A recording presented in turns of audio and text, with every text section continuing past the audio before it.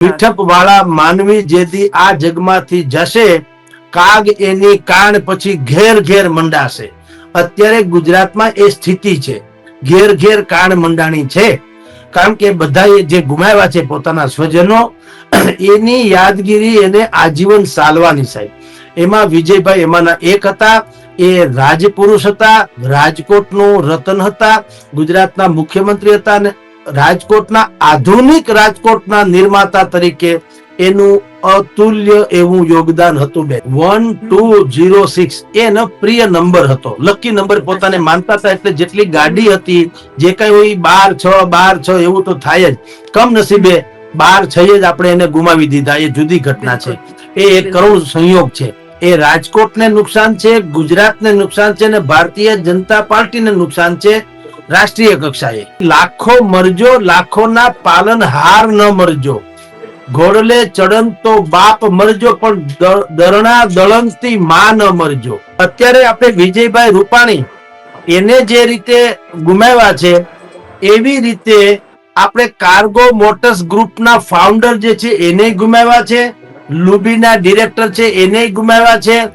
વિશ્વના 6 દેશના લગભગ 60 થી વધુ યાત્રિકોને પણ ગુમાવ્યા છે. 100 civilians is equal to 1 soldier. 100 જેટલા નાગરિકો બરાબર એક સૈનિક એમ થતું હોય છે. તો ડોક્ટર્સ પણ એ જ શ્રેણીમાં આવે. ડોક્ટર કઈ જેમ તેમ બનાતું નથી. જે હજારો લોકોના જીવ બચાવવામાં નિમિત્ત બને છે, એવા ડોક્ટર્સ પોતાનો જીવ આમાં ગુમાવી ચૂક્યા છે, સમજો. તો આ કરુણાંતિકા ગુજરાતના ઇતિહાસની લગભગ આ સદીની સૌથી મોટી કરુણાંતિકા છે. એ મને લાડકોટથી અથવા તો લાગણીથી મને જગુદાદા કહેતા. કાંઈક પણ વાત હોય, જગુદાદા આપણે આમ કરવું, જગુદાદા આપણે તેમ કરવું વગેરે. મહિને 10,000 રૂપિયા એ સમયમાં 25 વર્ષ પહેલા મહિને 10,000 રૂપિયા મને એને આપ્યા હતા. મેં લીધા હતા. મેં એમ કીધેલું, પાછો અમારો સ્વભાવ વાકો ત્રાહો તો ખરો. મેં કીધું તિરુપતિ બાલાજીને ધરે એમ ધરી જવાના હો, પગાર આપો એટલે કઈ હું ગુલામ ન થઈ જાઉં. અને તમારે આશીર્વાદ રૂપે મારી પાસે મેટર લઈ જવાની, એની ઉઘરાણી પણ નહીં. તો કે સાહેબ મને બધું મંજૂર છે. એ તો અમારે વર્ષો જૂના સંબંધ હતા. એટલે મેં ભાઈ રૂપાણીને એમ કીધેલું, તમારે મને પલાખા ન લખાવવા, એટલે કે આખે આખું ડીટેટું લખાવવાની જરૂર નથી કે રાજકોટ તારીખ એટલી, એવું ત્યાંથી શરૂ નહીં કરું. તમારે મને પોઈન્ટ આપી દેવાનું, મારી રીતે લખી, મને ખબર જ છે. એટલે એને મને પોઈન્ટ આપી દીધા અને મેં મેટર લખીને એમાં ઇન્ટ્રો બાંધીને એમ કીધેલું કે સૌરાષ્ટ્રનું રાજધાની રાજકોટ છે. રાજકોટમાં 7મ 8મના તહેવારમાં ફરસાણની કિંમતનું ભાવ બાંધણું થાય છે, પણ આ જે ઉપર ઉગતા ફેરકડા છે એના ભાવતાલનું ભાવ બાંધણું કોણ કરશે? મોટું ગ્રુપ છે રાજકોટમાં. એક તો એનું પોતાનું એક અંગત ગ્રુપ છે, એને નટોરિયસ નોટી બોય. એ જે સ્કૂલમાં ભણતા હતા, એ સ્કૂલના મિત્રો હતા, એની સાથે એ લોકો દર ઉત્તરાયણે ધાબા ઉપર બેસી પતંગ ઉડાડે.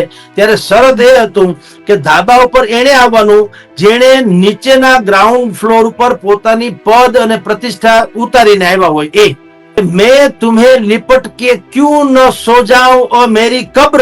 કબ્રને કવિ કહે છે કે મેં તુમ્હે લિપટ કે क्यों न सो जाओ अमरी कब्र, मैंने तुम्हें जी दे करके पाया है, जान दे करके पाया है. સેમ પોઝિશન થયું છે કે તારી ડેલીને અમે ભેટીને શું કામ રડી ન પડીએ ઓ રૂપાણીજી, કારણ કે તમે અમારા અડધી રાતના હોકારા હતા. નમસ્કાર, આપ જોઈ રહ્યા છો ટીવી 13 ગુજરાતી. હું છું આપની સાથે બંસી રાજપૂત. ખાસ કરીને આપની સમક્ષ આજે આવવાની જરૂર પડી છે કારણ કે જે રીતે 12/6/2025 નો એ કાળો ગોઝારો દિવસ અમદાવાદ કે ગુજરાત ક્યારેય નહીં ભૂલે, જેમાં આપણે આપણા 241 જેટલા જે મુસાફરો છે તેને અમદાવાદ પ્લેન ક્રેશ દુર્ઘટનામાં ગુમાવી દીધા છે. અને સાથે સાથે એની અંદર આપણે આપણા જે માજી મુખ્યમંત્રી છે વિજય રૂપાણી, તેમને પણ તેમાં ગુમાવ્યા છે.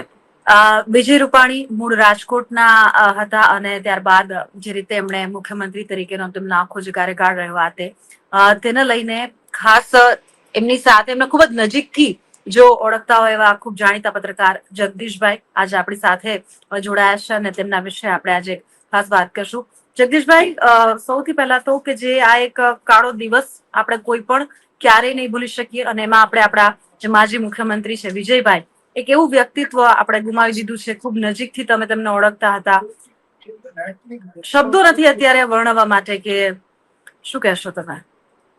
જો બંસીબેન, ખાલી વિજય રૂપાણી જ નહીં, એ તો મોટું નામ, સેલિબ્રિટીઝ અને પોલિટિકલી અત્યારે જાહેર જીવનમાં હતા, એટલે એના વિશે આપણે બહુ ચર્ચા કરીએ છીએ. થવી ઘટે એ તો ગુમાવ્યા જ છે. એ રાજકોટને નુકસાન છે, ગુજરાતને નુકસાન છે, અને ભારતીય જનતા પાર્ટીને નુકસાન છે રાષ્ટ્રીય કક્ષાએ, એમાં કોઈ સંદેહ નથી. પણ પ્લેન ક્રેશ જેવી ઘટનાઓમાં જે વધુ પડતી ચર્ચા થવી જોઈએ ઓછી થાય છે. આપણે કહું છું કે એક પણ વ્યક્તિ એમાં લગભગ સામાન્ય કે કોમન મેન હોતો નથી. આપની જાણ ખાતર બેન, જે લોકો વચ્ચે ગામડામાં એક કહેવત છે કે ભાઈ લાખો મરજો, લાખોના પાલન હાર ન મરજો, ઘોડલે ચડન તો બાપ મરજો, પણ દરણા દળંગથી માં ન મરજો. કારણ કે એ લોકો લાખો લોકોને જીવતદાન આપનારા હોય છે. અત્યારે આપણે વિજયભાઈ રૂપાણી એને જે રીતે ગુમાવ્યા છે, એવી રીતે આપણે કાર્ગો મોટર્સ ગ્રુપના ફાઉન્ડર જે છે એને ગુમાવ્યા છે, લુબીના ડિરેક્ટર છે એને ગુમાવ્યા છે, વિશ્વના 6 દેશના લગભગ 60 થી વધુ યાત્રિકોને પણ ગુમાવ્યા છે, અને વડોદરાથી માંડીને અમરેલી, વડિયા, જાફરાબાદ, જુનાગઢ એવા બધા જ લોકોના પણ સ્વજનો ગુમાવ્યા છે. સીબીઆઈ ના એક બહુ મોટા અફસર છે, એની દીકરી વડોદરા, એ પણ આમાં ગુમાવી. ટૂંકમાં દરેકે પોતપોતાના સ્વજનો ગુમાવ્યા છે બેન. અને 241 જણા, જગદીશભાઈ, 241 માસૂમો કે જે હજી મતલબ કેવા, કોઈ ઈદ નો તહેવાર મનાવવા માટે આવ્યા હતા, કોઈ દાદીને મળવા માટે આવ્યા હતા, કોઈ કોર્ટ મેરેજ કરીને હજી તો બીજે દિવસે લંડન જાય છે, સ્વજનો એમની રાહ જોવે છે, અને એ 241 લોકોને તો આપણે ગુમાવે છે. સાથે સાથે જે દુર્ઘટનામાં આજે પ્લેન છે જે હોસ્ટેલ સાથે ટકરાયું, એ લોકોને ખબર નહોતી, બિચારા મેસમાં જમી રહ્યા હતા, એ બધા જે સ્થાનિક રહીશો હતા, જે આપણા ડોક્ટર્સ છે ભવિષ્યના, અને એવા પણ 50 થી 55 જેટલા જે ડોક્ટર્સ છે એમને પણ આપણે ગુમાવી દીધા. બેન, ઈ તો ઈથી મોટી દુર્ઘટના એ જ કહું છું કે વિજયભાઈ જેવી તમે જુઓ તો આ કેવી કરુણાંતિકા છે કે જે આપણે આ ડોક્ટર્સ છે એમને નથી બનાતું ને બેન. ડોક્ટર બનવા માટે જે લોકોએ જેટલી સાધના કરી છે, એના પરિવારે જેટલો ભોગ આપ્યો છે, અને સ્વયં ડોક્ટરે પણ જે રીતે એને વ્યવસ્થા કરી છે, એ બધું જોતા આપણે બહુ મહામૂલી જિંદગી ગુમાવીએ છીએ સાહેબ, સમજી લ્યો. 100 civilians is equal to 1 soldier. 100 જેટલા નાગરિકો બરાબર એક સૈનિક એમ થતું હોય છે. તો ડોક્ટર્સ પણ એ જ શ્રેણીમાં આવે. ડોક્ટર કઈ જેમ તેમ બનાતું નથી. જે હજારો લોકોના જીવ બચાવવામાં નિમિત્ત બને છે, એવા ડોક્ટર્સ પોતાનો જીવ આમાં ગુમાવી ચૂક્યા છે, સમજો. એટલે આ કરુણાંતિકા અનેક આયામોથી, અનેક દ્રષ્ટિકોણથી જુઓ તો આ કરુણાંતિકા ગુજરાતના ઇતિહાસની લગભગ આ સદીની સૌથી મોટી કરુણાંતિકા છે. હવે એમાં વિજયભાઈ એમાંનું એક પાસું છે. તો જેટલા પણ સ્વજનોએ ગુમાવ્યા છે, આ બધે જેમ આપણે અમારે ત્યાં ઝવેરચંદ મેઘાણીની એક પંક્તિ છે કે મીઠપ વાળા માનવી જેદી આ જગમાંથી જાશે, કાગની, ઝવેરચંદ મેઘાણીની, દુલાભાયા કાગની, મીઠપ વાળા માનવી જેદી આ જગમાંથી જશે, કાગ એની કાન પછી ઘેર ઘેર મંડાશે. અત્યારે ગુજરાતમાં એ સ્થિતિ છે, ઘેર ઘેર કાન મંડાણી છે. કારણ કે બધા જે ગુમાવ્યા છે પોતાના સ્વજનો, એની યાદગીરી એને આજીવન સાલવાની સાહેબ. એમાં વિજયભાઈ એમાંના એક હતા. એ રાજપુરુષ હતા, રાજકોટનું રતન હતા, ગુજરાતના મુખ્યમંત્રી હતા, અને રાજકોટના આધુનિક રાજકોટના નિર્માતા તરીકે એનું અતુલ્ય એવું યોગદાન હતું બેન. જી બિલકુલ બિલકુલ. તમારી સાથે, કારણ કે તમે રાજકોટ થી છો, રાજકોટમાં એમનું રહેણાંક વિસ્તાર આતે, તો એમની સાથેની કોઈ એવી યાદો, એમની સાથેની કોઈ એવી વાત કે જે તમે અમારી સાથે શેર કરી શકો એવું, જગદીશભાઈ? બેન, ઘણી યાદો છે. સ્વાભાવિક જ અમારે લગભગ 20, 25, 30 વર્ષનો એની સાથેનો નાતો, જ્યારે તેઓ શ્રી કોર્પોરેટર હતા. કોર્પોરેટર હતા, પછી સ્ટેન્ડિંગ કમિટીના ચેરમેન બન્યા, પછી મેયર બન્યા, પછી રાજ્યસભાના સદસ્ય બન્યા, પછી ધારાસભ્ય બન્યા, અને પછી મુખ્યમંત્રી બન્યા. અહીંયાની આખી એની જે સફર છે, એ સફરના અમે પત્રકાર તરીકે સાક્ષી રહ્યા છીએ. અને આપને કહું, એ મને લાડકોટથી અથવા તો લાગણીથી મને જગુ દાદા કહેતા, કાંઈક પણ વાત હોય, જગુ દાદા આપણે આમ કરવું, જગુ દાદા આપણે તેમ કરવું વગેરે. હવે એ જયારે રાજ્યસભાના સદસ્ય બન્યા ત્યારે એને અમારા બંનેના એક કોમન મિત્ર છે ચંદ્રકાંતભાઈ હિરાણી, જે શોર્ટ ફોર્મમાં ચભાઈ તરીકે ઓળખાતા. ખાલી ચંદ્રકાંત હિરાણી કયો તો હજી કોઈને ખબર ના પડે, પણ ચભાઈ કયો એટલે બધાને ખબર પડે કે આ કોની વાત કરે છે.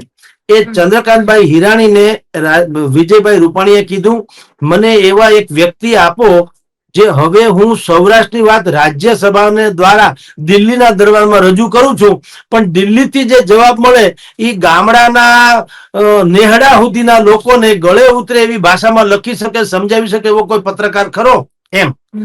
હવે ચંદ્રકાંતભાઈ હિરાણીએ મારું નામ આપ્યું પ્રેમથી કે ભાઈ આપણે તમને એક નામ આપું વિજયભાઈને, કે પછી મને નથી લાગતું કે તમારે પછી બીજી કઈ એવા સંશય રહેશે. એને મારું નામ આપ્યું, વિજયબાબુ રાજી થયા. એને મને ફોન કર્યું કે હવે આમાં છગડીયો કાઉન્સ છે, એમાં બધી વસ્તુ આવી ગઈ.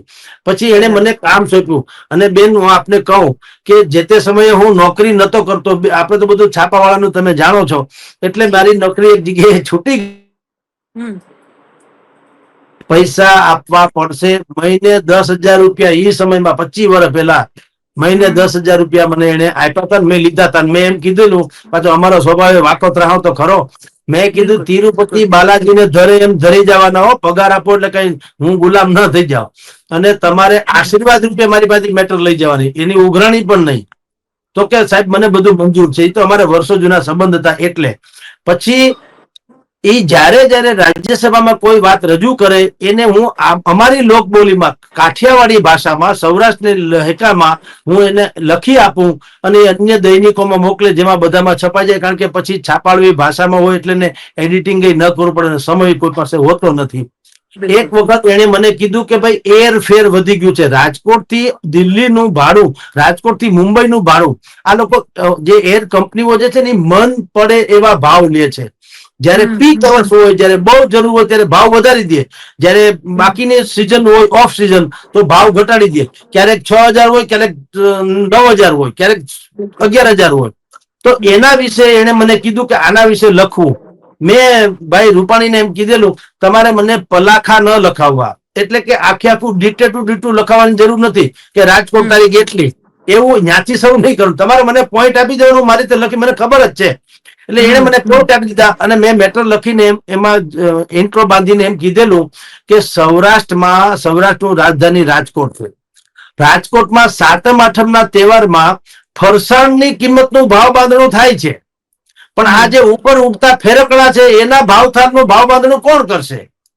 બિલકુલ, આ તો ઉઘાડી લૂંટ છે. સાચી વાત છે. અને પ્લેનમાં કોણ જાય? લગભગ બધા હરવા ફરવા જેવું નહીં, મોટા ભાગે અનિવાર્ય હોય તો જ પ્લેનમાં જવાનું પસંદ કરતા હોય છે ને. તો એવા લોકોની પાસેથી મજબૂરી વશ જનારા લોકો પાસેથી તમે ડબલ ટ્રબલ ભાડા ઉઘરાવો, એ સારું ન કહેવાય. તંત્રએ આમાં ભાવ બાંધણું જેવું પણ કંઈક કરવું જોઈએ. આ અમારો ઇન્સિડન્ટ હતો, એનાથી બહુ રાજી થતા વિજયભાઈ રૂપાણી કે સાહેબ તમે જે રીતે આ પ્રેઝન્ટેશન કર્યું, એટલે ફરસાણના ભાવને તમે ફેરકડા એટલે પ્લેન ત્યાં સુધી તમે સરખાવીને જે વાત કરી એનાથી લોકોને બધાને ગળે ઉતરી કે આપણે શું કહેવા માંગીએ છીએ. આમ એની સાથે અમારો જર્નાલિસ્ટિક નાતો પણ હતો અને એની સાથે અમારું એક ગ્રુપિઝમ જેવું, એક મિત્રતા જેવું. કારણ કે જયારે એનો એક બહુ મોટું ગ્રુપ છે રાજકોટમાં, એક તો એનું પોતાનું એક અંગત ગ્રુપ છે, એને નટોરિયસ નોટી બોય, એ જે સ્કૂલમાં ભણતા હતા એ સ્કૂલના મિત્રો હતા, એની સાથે એ લોકો દર ઉત્તરાયણે ધાબા ઉપર બેસી પતંગ ઉડાડે. ત્યારે શરત એ હતું કે ધાબા ઉપર એને આવવાનું જેને નીચેના ગ્રાઉન્ડ ફ્લોર ઉપર પોતાની પદ અને પ્રતિષ્ઠા ઉતારીને આવ્યા હોય. વાઇસ ચાન્સલર હોય, એ ભાજપનો પ્રમુખ હોય, એ ફલાણું ઢીકણું કુછ નહીં. ત્યાં કેવળ જગદીશ મહેતા આવે યા જગુ દાદા આવે યા જગદીશ આવે, પણ હા ગ્રુપ એડિટર ને સિનિયર જર્નાલિસ્ટ કાંઈ નહીં, જગદીશભાઈ મહેતા, વાત પૂરી. અને એમનું પોતાનું પણ એમના સમગ્ર કાર્યકાળ દરમિયાન અમારે પણ 2-3 ઇન્ટરવ્યુમાં કે એવી રીતના જયારે નોટબંધી થઈ ત્યારે જુનાગઢમાં પણ એમની સાથે સીધી પહેલી મારી પાસે એમની પ્રતિક્રિયા હતી. એટલે એકદમ સરળ, એકદમ સાલસ એમનું વ્યક્તિત્વ. આપણને ખરેખર એવું લાગે કે કોમન મેન સાથે આપણે વાતચીત કરી રહ્યા છે. અને હમણાં થ્રુ આઉટ એમને આમનો જે આ કહેવાય ને કે એ જાળવી રાખ્યું, એમનો એ જે વ્યક્તિત્વ છે. એ પછી ખાલી એક સામાન્ય જયારે એ કાર્યકર્તા હતા ભાજપના ત્યારે પણ, અને જયારે મુખ્યમંત્રી બન્યા ત્યારે પણ અને એ ત્યારબાદ પણ એમનું જયારે એમની સાથેનું કોઈ ઇન્ટરેક્શન હોય કે લોકો સાથેનું એમને જાળવી રાખ્યું જગદીશભાઈ. બંસીબેન, રાજકોટમાં વિજયભાઈ રૂપાણી સહિતના અત્યારે વર્તમાનમાં એવા 3 વ્યક્તિત્વો છે જેને અડધું પડધું રાજકોટ એમ માને છે કે મારા માસીના છોકરા છે. અહીંયા પાનવાળાને તમે જો બહુ માથાકૂટ કરો તો પાનવાળો કે જે હું વજુભાઈ વાળાને કહી દો, વજુભાઈ વાળા મારા ખાસમ ખાસ છે અથવા વજુભાઈ મને ખાસમ ખાસ માને છે. આ રાજકોટની એક બ્યુટી છે કે ગમે તેવડા શીર્ષ પદે હોવા છતાં નાનામાં નાનો માણસ એના પ્રત્યે માને કે ઈ મારું કયું મારો ફોન ઉપાડશે. વજુભાઈ પાનવાળાનો ફોન ઉપાડી શકે એટલી પાનવાળાને શ્રદ્ધા હોય છે, સમજી લો. Vijaybhai Rupani one of them. ઈ પણ એવા જ હતા. મુખ્યમંત્રી બનતા બન્યા તેમ પણ એને કોઈ અહમ ઈગોની પ્રોટોકોલ પ્રમાણે જેટલું જળવાતું ને જળવે, પણ જયારે આપણે એને મળીએ ત્યારે ઈ ભૂલી જાય છે કે ઈ સીએમ હતા ને આપણે કઈ ફલાણું હતા. એ બિલકુલ એ જ લહેજામાં વાત કરતા હતા. આવું ત્રીજું એક વ્યક્તિત્વ રાજકોટમાં છે, એ અકીલાના મોભી છે, કિરીટભાઈ ગણાત્રા. તમે દર ત્રીજા માણસને પૂછો, એ કહે છે કિરીટભાઈ મને દીકરાની જેમ ચાહે, દીકરાની જેમ ચાહે, દીકરાની જેમ ચાહે. હવે કિરીટભાઈના દીકરા કેટલા સમજી લો, કારણ કે એનું માવતર જેવું છત્ર છે. કિરીટભાઈ ગણાત્રા, વજુભાઈ વાળા કે વિજયભાઈ રૂપાણી, આ અમુક પ્રકારની એવી શખ્સિયત છે, એનું છત્ર માવતર જેવું છે. ત્યાં દરેક સમસ્યા હલ થાય. આજ સૌરાષ્ટ્રની ધરા કે સૌરાષ્ટ્રની જે માટી છે એની આ મજા કે એની કહેવાય કે ઓળખ જ કદાચ આ છે કે સૌરાષ્ટ્રને રિલેટેડ કોઈ પણ માણસો હોય એટલે એ જમીનથી હંમેશા જોડાયેલા રહે છે. બિલકુલ બેન, ગાંધીનગરમાં જયારે કેશુભાઈની સરકાર હતી તો મોટા ભાગના સૌરાષ્ટ્રના મંત્રી હતા. તમે માનશો 12 માસ 24 કલાક અન્નક્ષેત્ર ચાલુ. જેટલા મંત્રી હતા, ધારાસભ્યો હતા, એને જે ક્વાર્ટર્સ કે બંગલો મળે ત્યાં બાજુમાં ટેન્ટ બાંધેલો જ હોય અને ત્યાં રોજના 5 પછી માણસ જમે જ. અમારે ત્યાં આ એક પ્રથા છે, આંગણે આવેલો અતિથ ભૂખો ન જાય, દીકરા ખાંડીને ખવડાવી દે, બિલખાના સગાડસા. આવડી મોટી અમારી પ્રણાલી રહી છે. તો રોટલે તો સ્વાભાવિક જ વાત છે, ટાણે આવેલો કોઈ વ્યક્તિ ચા પાણી કે રોટલા વગર જાય નહીં. આ એક સાહજિક વાત છે. તો કિરીટભાઈ ગણાત્રા, મેં તમને કીધું થોડી કહેવાયું છે કે મહેમાન ગતિ એટલે સૌરાષ્ટ્રની. અમારે ત્યાં મહેમાનોને માન દલ ભરીને દીધા નહીં, મંદિર નહીં પણ મહાણ હાચું હોરઠિયો ભણે, આવ નહીં આદર નહીં. પાછો એવા અમારા ઈગોય ખરા હો, આવ નહીં આદર નહીં, નહીં નયન મેં ને તે ઘર કદી ને જઈએ ભલે કંચન વર્ષે મેં. સોનાનો વરસાદ થતો હોય તો જો અમને માન મર્તબો ન મળે તો ક્યાંય જાય નહીં. અને બાકી અમે લોકો મહેમાનોને માન દલ ભરીને દે તો અમારું મકાન મહાણ જેવું લાગે જો મહેમાનને ન હાચવીએ તો. આ અમારી પ્રણાલી રહી છે. એટલે અહીંથી જેટલા વિજયભાઈ હોય કે વજુભાઈ વાળા હોય કે જે કેશુભાઈ પટેલ હતા, વલ્લભભાઈ કથિરિયા હતા, ભાઈ મોહનભાઈ કુંડારિયા છે, જેટલા પણ મિનિસ્ટર અહીંથી ત્યાં જાય છે, જયેશ રાદડિયા છે, આ બધાને ત્યાં રોટલાનું અન્નક્ષેત્ર જેવું જ આમ તો ચાલુ જ હોય છે. વિજયભાઈ વન ઓફ ધેમ. વિજયભાઈ અહીંયા આવતા રાજકોટમાં જયારે એનો જે બંગલો અત્યારે એને નવીનીકરણ બનાવ્યું છે, નવો બંગલો એના વિસ્તારમાં બનાવ્યો હતો, હજી બિચારા એમાં જો કે રહેવા જઈ શકે અથવા તો રહે એ પહેલા જ આપણે એને ગુમાવી દીધા, જુદી વાત છે. પણ લોકો એની ડેલી ને બાથ ભીડીને આજે બેનો દીકરીઓ રડતી આપણે ભાળી. એ શું કામ કે એ ડેલી અડધી રાતે ખખડાવવાની છૂટ હતી. એટલે અને અમુક લોકો એવા જોયા જે અમે લોકો સાથે વાત કરી, ત્યાં સતત અમારા પત્રકાર મિત્રો હતા, એ લોકો કહે છે કે હજી એમને જ્યાં સુધી સત્તાવાર જાહેરાત ન થાય એમને આશા હતી કે ના વિજયભાઈને કઈ નથી થયું, કઈ નહીં થાય. એટલે એ કેવી લાગણી તમામ લોકોની. અને બીજી એક વાત મારે ખાસ અહીંયા ટાંકવી છે કે જે રીતે કેવો યોગાનો યોગ કહીએ કે આ તે 12/6 ગઈકાલે તારીખ હતી. વિજયભાઈ જે સીટ પર બેઠા હતા એ 12 નંબર અને એમની તમામ જે ગાડી છે એના નંબર 12/6 છે. જગદીશભાઈ બંસીબેન, ઈ કોઈ ઇન્સિડન્સ છે 1206 1206 એનો પ્રિય નંબર હતો, લકી નંબર પોતાને માનતા હતા. એટલે જેટલી ગાડી હતી જે કઈ હોય 12/6 12/6 એવું તો થાય જ. કમનસીબે 12/6 જ આપણે એને ગુમાવી દીધા. એ જુદી ઘટના છે, એ એક કરુણ સંયોગ છે.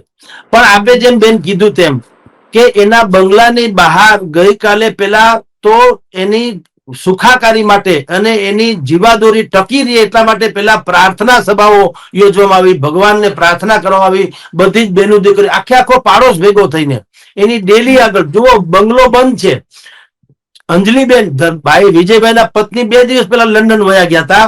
એનો એક દીકરી છે એ પણ લંડન છે, એનો દીકરો છે અમેરિકા છે. વિજયભાઈ ગાંધીનગર હતા, એને પ્રભારી તરીકે પંજાબનું કામ હતું, એટલે ટૂંકમાં બંગલો બંધ હતો.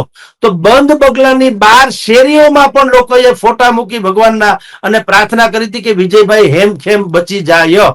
પછી જયારે ખબર પડી કે આપણે ગુમાવી દીધા છે તો એ જ પ્રાર્થના સભા શોક સભામાં પલટાઈ ગઈ અને અનેક બહેનો દીકરીઓ માતાઓ એની ડેલીને ભેટીને રડી પડી. ડેલીને ભેટીને શું કામ? અડધી રાતે ડેલી ખખડાવવાની છૂટ હતી. એક બહુ મશહૂર પંક્તિ છે, એ અહીંયા લાગુ પડે છે કે મેં તુમ્हें लिपट के क्यों न सो जाऊं ओ मेरी कब्र.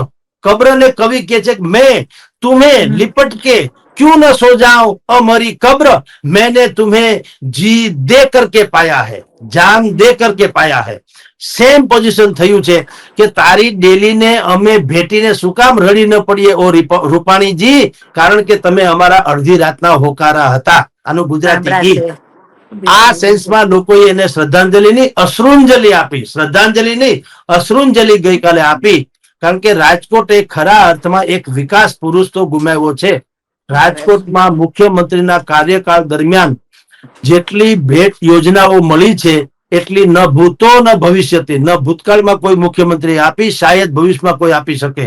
કારણ કે 6,000 કરોડની મોટી મોટી યોજનાઓ કહું છું, એમ્સ થી માંડી, ગ્રીનફિલ્ડ એરપોર્ટ, અટલ સરોવર, નવું રાજકોટ, અંડરબ્રિજ, ઓવરબ્રિજ વગેરે વગેરે.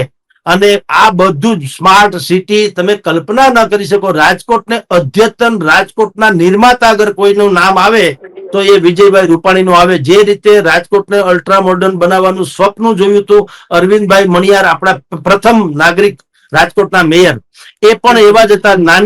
નાના માણસોની મોટી બેંક, નાગરિક બેંક શરૂ કરીને એને જે રાજકોટને વિકસાવ્યું. કેટલીક તો કોર્પોરેશનની ટેરિટરીમાં ન આવે એવા કામ અરવિંદભાઈ મણિયારે કરેલા, જેને આપણે હુડકો કહીએ છીએ, 3 માળિયા મકાન કહીએ છીએ. 4 કોર રાજકોટમાં જે બનાવ્યા હતા એ કોર્પોરેશનમાં મેયર હતા એ સમયમાં બનેલા. એટલે લોકો અરવિંદભાઈને પણ ભૂલી નથી શકતા. એવી જ રીતે વિજયભાઈને પણ એના જે અંડરબ્રિજ, ઓવરબ્રિજ, એના જે પ્લેનેટોરિયમ, એની બાકીનું જો ફન વર્લ્ડ, એનું અટલ સરોવર, એનું ન્યૂ રાજકોટ સ્માર્ટ સિટી, એનો આ બધા જે કામો જે છે એ અમે એનો લાભ લઈ રહ્યા છે. કાગળ ઉપર યોજના નહીં, અત્યારે અમે એના લાભાર્થી છીએ. પણ કમનસીબે આપણે બિલકુલ એને અકાળે ગુમાવવા પડ્યા છે. જી બંસીબેન.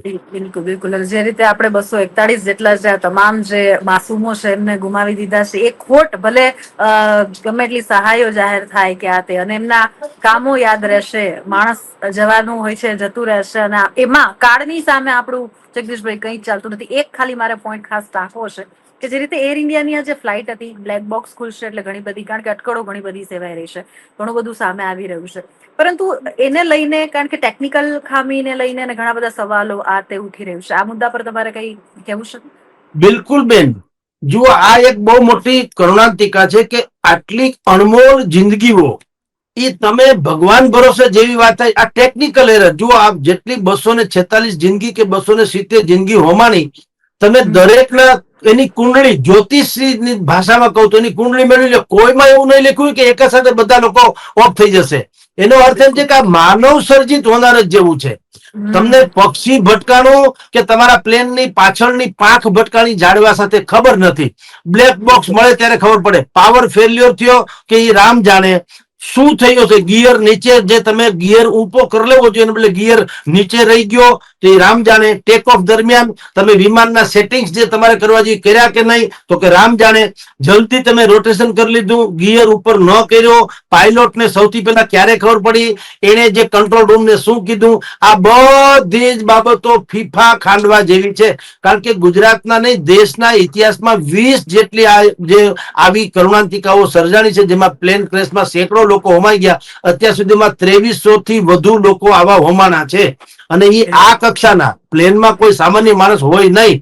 એટલે એવી જિંદગી પણ આપણે ક્યારેય ધડો લેતા નથી. એક બંસીબેન મારે કેવું જોઈએ આ ટેકનિકાલિટીને બાદ કરતા કે ખરેખર વીમાની કંપનીઓએ જે રીતે ક્રૂ મેમ્બર્સ રાખે છે, ક્રૂ મેમ્બર્સમાં સામાન્ય જનતાની વાત કરો, એનું આઈક્યુ બાઈક્યુ જે હોય તે, પણ સૌથી પહેલા શું જોવામાં આવે છે, એનું લુક સારું હોવું જોઈએ, દેખાવડી દીકરીઓ, બરાબર. અને ઈ મીઠી મીઠી જબાનમાં વાત કરે અને તમને ને મને નાસ્તો પીરશે.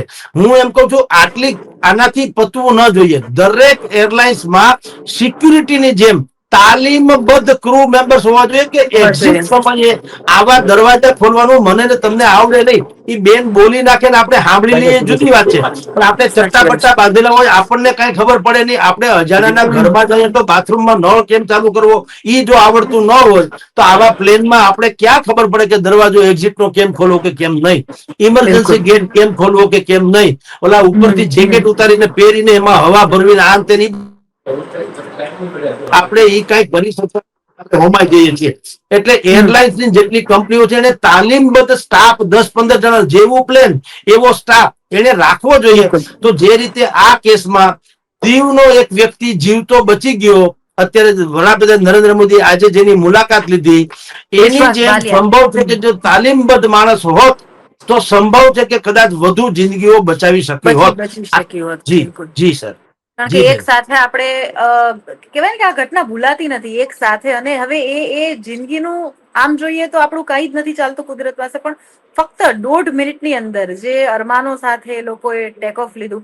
અને ટેકનિકલ ઉપર વાત આપણે એટલા માટે કરવી પડે કારણ કે કદાચ આ જિંદગીઓ બચી શકી હોત, કદાચ પેલી થોડી કોઈ સાવચેતી રખાઈ હોત, કે કદાચ કઈ પહેલા વિમાનની તકનીકી તપાસવામાં આવી હોત, કે કદાચ બચી ગયા હોતા. પરંતુ હવે જે થઈ ગયું છે એ તો બદલાશે નહીં. જગદીશભાઈ, છેલ્લે વિજયભાઈ માટે અને તમામ જે લોકો છે એમના માટે જો તમે કઈ કહેવા માંગતા હોય તો. બિલકુલ. હવે જે આપણે ગુમાવી જ દીધા છે, જ્યાં માનવ જે છે કુદરત આગળ તો વામણો છે, એટલે ગુમાવી દીધા છે એના સ્વજનોને, કારણ કે જનારા છે એને તો ઈશ્વર સદગતિ આપે એટલું આપણે બોલીએ, પણ સૌથી મોટો આઘાત કે મુશ્કેલી હવે એના સ્વજનોને છે. કારણ કે આ ઘરના મોભી જાય, ઘરનું બાળ કલરવ જાય, કે ઘરના કોઈ પણ રણીધણી જાય, ત્યારે એ પરિવાર જે છે એ જે હાઈટ ઉપર હોય એનાથી 10 વર્ષ પાછો ધકેલાઈ જતો હોય છે. એટલે એ સંતાપગ્રસ્ત એના પરિવારજનો જે છે એને ટાટા કંપની 1 કરોડ આપે કે બીજા કોઈ કરોડ બરોડની કોઈ વેલ્યુ નથી. માણસ હોતા. આના ઉપરથી હું એટલું જ કહું ખાલી કે હવે એરલાઇન્સ કંપની અને સરકાર ક્યાંક ધડો લે કોઈ હિસાબે, કે જેથી કરીને માનવ જિંદગી સંભવ અને શક્યતઃ બચાવી શકાય એવી કોઈ પ્રણાલીની શોધ કરે તો વધુ સારું. કારણ કે કોકપીટમાં બેઠેલા પાયલટને સૌથી પહેલી ખબર પડે કે આપણે હવે બચીશું કે કેમ, અથવા તો ટેકનિકલ ખામી સર્જાણી. જો હું કહું છું એમ 10-15 જણાનો આવો તાલીમબદ્ધ સ્ટાફ હોત તો પાયલોટે કંટ્રોલ રૂમ નો સંપર્ક કરતાની જેમ જ એ 10-10 ને કદાચ કહી શક્યા હોત કે we are something going is wrong, કાંઈક ખોટું થઈ રહ્યું છે. તો એ તાલીમબદ્ધ જે હોત ધારો કે, તો સંભવ છે કે પ્લેન જયારે અથડાણું ત્યારે એને એક્ઝિટના દરવાજા ખોલ્યા હોત. કારણ કે 800 ફૂટથી નીચે આવીને પ્લેન તૂટ્યું હતું, જે હોસ્ટેલ્સ ઉપર તૂટ્યું, તો હોસ્ટેલ ઉપરથી તૂટવાની પહેલા ધારો કે બારી બારણા ખુલી ગયા હોત અને જો કોઈ નીચે પડી ગયા હોત તો ભલે એને બીજું કદાચ લાગ્યું કર્યું હોત, પણ કમસે કમ એની જાન બચી ગઈ હોત. એટલે આવી રીતે આ તો આપણે ગામઠી ભાષામાં કહીએ, કારણ કે આ કઈ એસટી બસ નથી કે બારી બારણા ખોલ નાખીએ, એ જુદી વાત છે. પણ હવે જે સંભવ બને તે હું એમ કઉ છું, કોઈ ધડો તો લેવો જોઈએ ને. મારું કહેવાનો આશય એ છે કે પ્લેન હોતા હોય, પણ કોઈ ટેકનિકલ છે તો એનો ધડો લેવો જોઈએ, જેથી જે રીતે આપણે ઘરમાં ઇલેક્ટ્રિક લાઇટમાં આપણે જે મૂકીએ છીએ મીટર કે ભાઈ વધુ લાઇટનો પાવર આવી જાય તો એ ઘોડો પડી જાય, જેથી કરીને આપણા ટીવી ફ્રીજ વગેરે કઈ શોર્ટ સર્કિટ ન થાય. એવી રીતે પ્લેન જયારે આવું થવાનું હોય, કંઈક અગડમ બગડમ થાય, તો તાલીમબદ્ધ સ્ટાફ હોય તો કેટલીક જિંદગીઓ બચાવી શકાય બેન. જી થેન્ક યુ જગદીશભાઈ, તમે મારી સાથે જોડાયા અને તમારો સમય આપ્યો, અને આખી જે આ વાત છે અને ખાસ કરીને જે સંભારણા છે વિજયભાઈ સાથેના, એ અમારી સાથે મળાવ્યા. તો હતા જગદીશભાઈ કે જેમણે આખી જે વાત છે તે વિગત માંડી, અને ખાસ કરીને એક જે ટેકનિકલ ખામીને કારણે કદાચ આ શક્યતા હોય કે આ જે આખી દુર્ઘટના સર્જાય છે. હવે આપણે અત્યારે જ્યાં સુધી બ્લેક બોક્સ નહીં ખુલે ત્યાં સુધી ફક્ત ને ફક્ત અટકળો લગાવી શકીએ છીએ, પરંતુ ભવિષ્યમાં ક્યારેય પણ આપણે આ પ્રકારની ચર્ચા ના કરવી પડે, આ પ્રકારના ઘટનાઓ આપણી સામે એ રીતે ના આવે કે આપણે મતલબ આ પ્રકારે વિચારવું પડે. ને એમાંથી આ જે અત્યારે જે ઘટના ઘટી છે એમાંથી ધડો લઈ અને ભવિષ્યમાં કદાચ આપણે અમુક માસૂમોની જિંદગી બચાવી શકીએ એ પ્રકારની આપણે ફક્ત ને ફક્ત પ્રાર્થના જ કરી શકીએ છીએ. એ તમામ જે માસૂમોએ પોતાના જીવ ગુમાવ્યા છે તેમને આપણે અને તેમના સ્વજનોને આ ખાસ કરીને આ જે દુઃખ છે તે સહન કરવાની ભગવાન છે તે શક્તિ આપે તે પ્રકારની પ્રાર્થના. અને બસ આપણે આપણા એક કહેવાય ને કે જે વિકાસ પુરુષ અમને કહ્યું જગદીશભાઈએ કે વિજયભાઈનું જે રીતના કોઈ પણ સામાન્ય માણસ છે તે ગમે તે સમયે તેમની ડેલી છે તે ખખડાવી શકતું હતું, એમનો દરવાજો ખખડાવી શકતું હતું. અને એના કારણે અત્યારે ફક્ત રાજકોટ નહીં પરંતુ એ તમામ ગુજરાતીઓ છે આ ઘટના બાદ હિપકે ચડ્યા છે. અને એ તમામ લોકોને TV13 પણ શ્રદ્ધાંજલિ પાઠવે છે. નમસ્કાર.